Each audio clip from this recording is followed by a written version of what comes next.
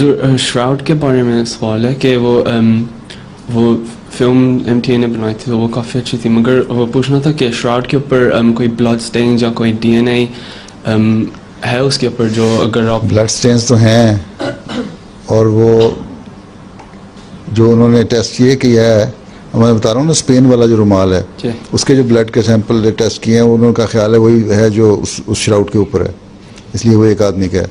बाकी DNA test के मतलब में अगर किसी ये पता लगे किस शख्स का है, वो तो उस वक्त तक नहीं पता लग सकता जब तक हज़रत ईसा की कब्र खोल के तो वहाँ से ना कुछ निकाला जाए, हैं, और वो किसी ने खोदने नहीं देनी।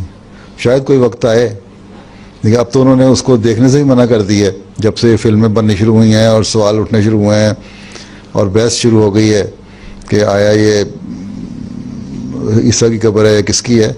उन्होंने फॉरेनर्स के लिए वहाँ जाना ही बंद कर दिया।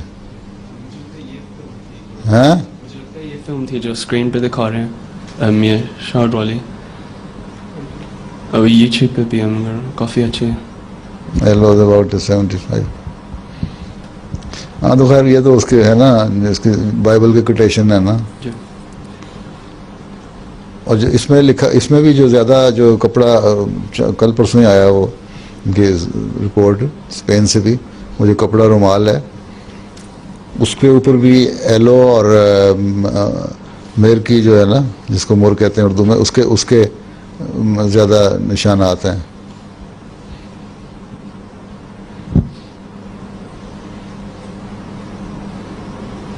Sudden flow of blood and water. अब ये जिंदा आदमी में होता है, कोई मुर्दा आदमी में से नहीं निकल सकता है।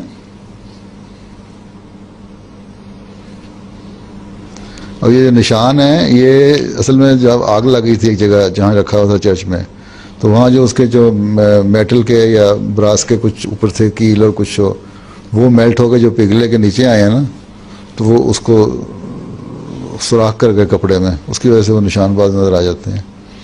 लेकिन ये है, उसके बाद हाथ में रखे गए बांध के, जब उनको सारी ट्रीटमेंट हो रही थी।